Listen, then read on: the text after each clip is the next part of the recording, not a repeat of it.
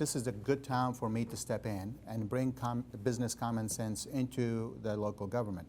We haven't had a businessman run city government or being a mayor for over 30 years. I feel like my business experience is the right experience at this moment. We're lacking on business development. We're lacking on improving the population of the city. We're lacking of trust of the government from the public, and I think I can bring all those back when I become a mayor. So the restaurant business is all about hospitality. It's all about communicating with people, understanding their needs, reacting to their needs and their wants. And that's the hospitality business is only a small part of it, but when you think about it, government is the same way.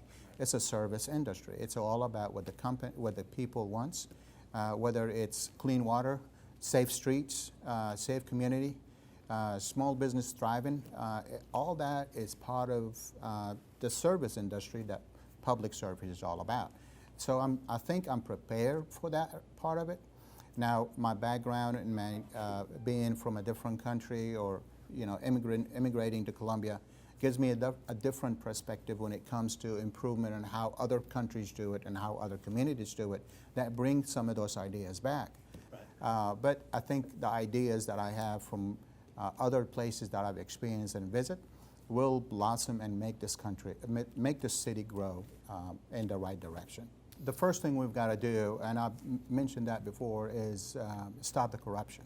First week I get elected, we're going to establish a committee that's focused on stopping corruption and holding public service for our local government accountable. And that's the method and the theory that we need to get out there and make sure that investors that come to Colombia have that understanding there are no corrupt politicians, and this is as clean as it can be anywhere around the city. Whether it's Richland County government, whether it's Columbia Housing Authority, whether it's our local government, we need to give them that impression that we are clean, non-corrupt politicians. So public safety is really one of my biggest things that I've always supported and I'll continue to support. Back in the day, and still this day, community policing is a huge thing that we need to refocus or reestablish. Substations, it's one of the things that I like to reestablish in our communities. Look, we need to bring our trust back between police officers in our community and young children in our streets. And that's the only way that you can bring that trust back, is to have the officers have a conversation, say hello to everybody, communicate with them as much as you can to know who they are and know what they're all about, rather than gun-ho with a gun drawn the second you walk in, that kind of thing. So cowboy style policing. So I think that's number one. Of course, the quality of life, we talk about quality of life all the time, not only fixing the roads, but the water, sewer. The water and sewer, as you know, I ran in 2012 on the idea of eliminating or stopping the transfers of water and sewer. And I was successful with that, and I thought we were going the right way. We're spending millions of dollars on infrastructure. And then the second I left, they withdrew or transferred more money from water and sewer for other stuff. I feel like the water and sewer fund, it's a fund only for water and sewer infrastructure. If you're a businessman, you understand how budget works. If you have a source of revenue that is dedicated for certain things, that's what it stays. You don't mix and match to oversee or overcome some of the lack of the revenue or to cover some of the expenses somewhere else. It's just the way it is. So we can stop rates for the next 4 years.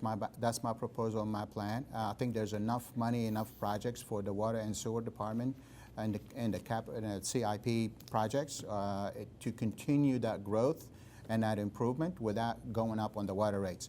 Look, we're still getting revenue on the water and sewer as of we speak to support any project we might have. But it's important that we give the people a little break of going up. Between the inflation and the pandemic and everything else is going on, the citizens of Colombia, they need a little break from going up from everything they do. And that's the small promise I can deliver. At the same time, I can still continue to give them quality water whenever they open their faucet. My message is this: just imagine, living in a city where you hear or read no corruption about city government. Imagine having to go down the street to go to your grocery store without looking behind your back. Somebody's going to jump you. Imagine going to your kitchen faucet, turning on the water, and get a clean glass of water. Imagine supporting your small businesses, continue to thrive in your community, and help you at any time you can. You're still in Colombia and still supporting Colombia.